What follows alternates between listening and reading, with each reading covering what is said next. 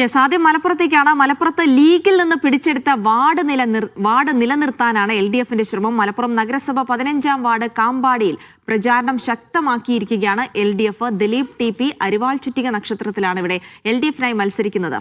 2015-ലാണ് ലീഗിന്റെ കുത്തക ward LDF പിടിച്ചെടുത്തത്.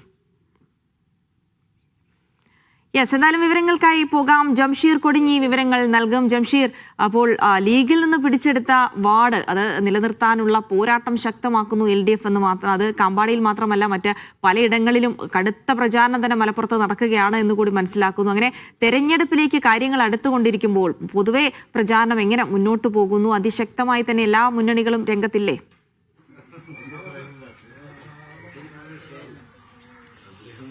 Good morning Jilsy. തീർച്ചയായിട്ടും പ്രചരണ രംഗത്ത് എല്ലാ മുന്നണികളും സജീവമായി തന്നെ രംഗത്ത് ഉണ്ട് എന്നുള്ളത് തന്നെയാണ്. പ്രത്യേകിച്ച് മലപ്പുറം ജില്ലയിൽ മുസ്ലിം ലീഗിന്റെ ഒരു വലിയ സ്വാധീനമുള്ള ഇടങ്ങളാണ്. പക്ഷേ അവിടങ്ങളിലൊക്കെ പലയിടങ്ങളിലും ഇതുപോലെ LDFും സീറ്റുകൾ പിടിച്ചെടുത്ത സീറ്റുകൾ നിലനിർത്താനുള്ള ശ്രമങ്ങളൊക്കെ നടത്തുന്നുണ്ടെന്നുള്ളതാണ്. അതോടൊപ്പം തന്നെ ജിൽസി, ആ പേര് കാമ്പാടി എന്നുള്ളത് കാളമ്പാടി എന്നാണ്. അത് നൽകിയപ്പോൾ മാറിപ്പോയതാണ്. കാളമ്പാടി എന്നുള്ളതാണ്. മലപ്പുറം നഗരസഭയിലെ 15-ാം വാർഡാണ് കാളമ്പാടി. അത് ഈ ലീഗിന്റെ വളരെ വലിയ സ്വാധീനമുള്ള ഒരു വാർഡായിരുന്നു. പ്രത്യേകിച്ച് മലപ്പുറം ജില്ലയിൽ തന്നെ ഏറ്റവും സ്വാധീനമുള്ള ഒരു വാർഡ് കാളമ്പാടി എന്ന് പറയുന്നത് സമസ്തയുടെ സമുന്നതരായ പല നേതാക്കന്മാരുള്ള വാർഡാണ്. മാത്രമല്ല ഒരുപക്ഷെ മലപ്പുറം ജില്ലയിലെ ഏറ്റവും പ്രധാനപ്പെട്ട ലീഗിന്റെ വാർഡുകളിൽ ഒന്നായിരുന്നു. അതാണ് 2015-ൽ LDF പിടിച്ചെടുക്കുന്ന ഒരു സാഹചര്യം ഉണ്ടായത്. പിന്നീട് അത് കഴിഞ്ഞ തെരഞ്ഞെടുപ്പിലും LDF നിലനിർത്തി. ഇത്തവണയും അത് നിലനിർത്താനുള്ള ഒരു ശ്രമം തന്നെയാണ് നടത്തുന്നത്. പക്ഷേ ഇത്തവണ ഈ വാർഡ് വിഭജനമൊക്കെ വന്നിട്ടുണ്ട്. അതെങ്ങനെ ബാധിക്കുമെന്നുള്ളതാണ്. ഇപ്പം ഈ വാർഡിലെ LDF സ്ഥാനാർത്ഥി മത്സരരംഗത്ത് സജീവമായിട്ട് ഉണ്ട്, പ്രചരണ രംഗത്തുണ്ട്. അദ്ദേഹം ദിലീപ് TP അരിവാൾ ചുറ്റിക നക്ഷത്രത്തിലാണ് അദ്ദേഹം മത്സരിക്കുന്നത്. അദ്ദേഹം രാവിലെ തന്നെ വീടുകൾ കയറി പ്രചരണം ആരംഭിച്ചിട്ടുണ്ട് എന്നുള്ളതാണ്. ഇപ്പം അദ്ദേഹം നമ്മോടൊപ്പം ചേരുകയാണ്. നേരത്തെ ലീഗിന്റെ ഒരു വലിയ കുത്തകയായിരുന്ന വാർഡായിരുന്നു.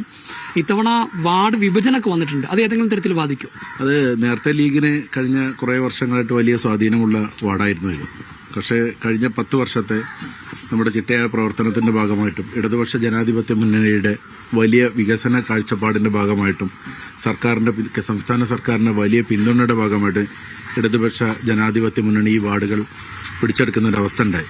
അതിനുശേഷം ധാരാളം വികസന പ്രവർത്തനങ്ങളാണ് ഞങ്ങൾ ഈ നാട്ടിൽ കൊണ്ടുവന്നിട്ടുണ്ട്. മുഴുവൻ റോഡുകളും ടാർ ചെയ്യുകയും കോൺക്രീറ്റ് ചെയ്യുകയും ചെയ്തു. അടിസ്ഥാന വിദ്യാഭ്യാസമായ അംഗനവാടികൾ സമ്പൂർണ്ണമായിട്ടും AC എല്ലാ സംവിധാനങ്ങളോടും കൂടി കുട്ടികൾക്ക് പഠിക്കാനുള്ള ഒരവസ്ഥ ഉണ്ടാക്കിയെടുത്തു. ക്ഷേമ പെൻഷനുകൾ സർക്കാരിന്റെ മുഴുവൻ ജനങ്ങളിലേക്കും എത്തിക്കുന്ന ഒരു സംവിധാനം ഉണ്ടാക്കി. മൊത്തം പ്രദേശത്തുള്ള അർഹരായ മുഴുവൻ ആളുകൾക്കും ക്ഷേമ പെൻഷൻ കൊടുത്തു എന്നുള്ളതാണ്. അതും കൃത്യമായിട്ട് എത്തിക്കാൻ കഴിഞ്ഞു എന്നുള്ളതാണ് വലിയൊരു നേട്ടം. അതുപോലെ തന്നെ ഞങ്ങൾ ഈ ലൈഫ് പദ്ധതിയിൽ സംസ്ഥാന സർക്കാരിന്റെ ലൈഫ് പദ്ധതിയിൽ ധാരാളം വീടുകൾ, ചിലപ്പോൾ മുനിസിപ്പാലിറ്റിയിൽ തന്നെ നിങ്ങൾക്ക് പരിശോധിച്ചാൽ അറിയാം, ഈ പ്രദേശത്ത് ഏകദേശം 75-80 വീടുകൾക്ക് ഉപരിയായിട്ട് വീടുകൾ കൊടുത്തൊരു പ്രദേശമാണ് ഞങ്ങളുടെ പ്രദേശം. അപ്പോൾ അതുപോലെ തന്നെ വികസനത്തിന്റെ ഒരു വലിയ കാഴ്ചപ്പാടാണ് ഇനി അടുത്ത 5 വർഷത്തേക്കും ഞങ്ങൾ പ്ലാൻ ചെയ്യുന്നത്. അത് ഇടതുപക്ഷ ജനാധിപത്യ വീക്ഷണത്തോടു കൂടിയുള്ള കൃത്യമായ ചിട്ടയായ പ്രവർത്തനത്തിന്റെ ഭാഗമായിട്ട് മുഴുവൻ വികസനങ്ങളും ഈ നാട്ടിലേക്ക് കൊണ്ടുവരും. ഒരു വാർഡ് അല്ലെങ്കിൽ ഒരു പ്രദേശം എങ്ങനെ വികസിപ്പിച്ചെടുക്കാമെന്നുള്ള പുതിയ കാഴ്ചപ്പാടുകളിലും പഠനങ്ങളിലുമാണ് ഞങ്ങൾ. അത് ആസ്പദമാക്കിയിട്ടായിരിക്കും ഇവിടുത്തെ പ്രവർത്തനങ്ങൾ മുന്നോട്ട് പോകും. 2015-ലും അതിനുശേഷമുള്ള തെരഞ്ഞെടുപ്പിലൊക്കെ ഒരു വാർഡായിരുന്നു. അന്ന് നിങ്ങൾ കൃത്യമായി പ്രവർത്തിച്ചു. അതിന്റെ ഫലമായിട്ട് വാർഡ് പിടിച്ചെടുക്കാൻ കഴിയും. പക്ഷേ ഇത്തവണ വാർഡ് വിഭജനം വന്നിട്ടുണ്ട്. അതിപ്പോൾ ഒരു വാർഡ് തന്നെ അങ്ങോട്ടും ഇങ്ങോട്ടൊക്കെ മാറ്റം വന്നിട്ടുണ്ട്. അത് ഏതെങ്കിലും തരത്തിൽ ബാധിക്കും? അതെന്താ വെച്ചാൽ വാർഡ് വിഭജനം വന്നിട്ടുണ്ട്. അത് വലിയൊരു പ്രയാസം ഉണ്ടാക്കുന്ന കാര്യമല്ല. പക്ഷെ UDFൽ ഭയങ്കര അന്തഛിദ്രം നടന്നിട്ടുണ്ട് ഇപ്രാവശ്യം. സീറ്റ് വിഭജനത്തിന്റെ കാര്യത്തിലായാലും മുസ്ലിം ലീഗിൽ തന്നെ ഒരു വാർഡിലേക്ക് ധാരാളം പേർ വരിക, അതുപോലെ തന്നെ കോൺഗ്രസുമായി സീറ്റ് പങ്കിടുന്നതിലുള്ള പ്രയാസങ്ങൾ. ഇപ്പൊ ഞങ്ങളുടെ സീറ്റൊക്കെ യഥാർത്ഥത്തിൽ ഈ 15-ാം വാർഡ് മണ്ണാർകുണ്ട് മുനിസിപ്പാലിറ്റിയിൽ കോൺഗ്രസ് സീറ്റായിരുന്നു. ഇപ്രാവശ്യം അത് ലീഗ് പിടിച്ചെടുക്കുന്ന ഒരു അവസ്ഥ ഉണ്ടായത്.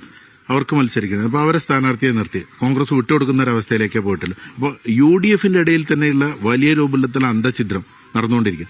അത് പരമാവധി ജനങ്ങൾ തിരിച്ചറിഞ്ഞിട്ടുണ്ട്. അധികാരത്തിന്റെ മോഹം അല്ലാതെ ഒരു നാടിന്റെ നന്മയ്ക്കോ മേന്മയ്ക്കോ വേണ്ടി പ്രവർത്തിക്കണം എന്നല്ല കാണുന്നത്. ഈ തെരഞ്ഞെടുപ്പും പാർലമെന്ററി രംഗം വരുമ്പോൾ അധികാരമോഹത്തോടു കൂടി കടന്നു വരുന്ന UDF പക്ഷത്തെയാണ് ഞങ്ങൾ വീക്ഷിക്കുന്നത്.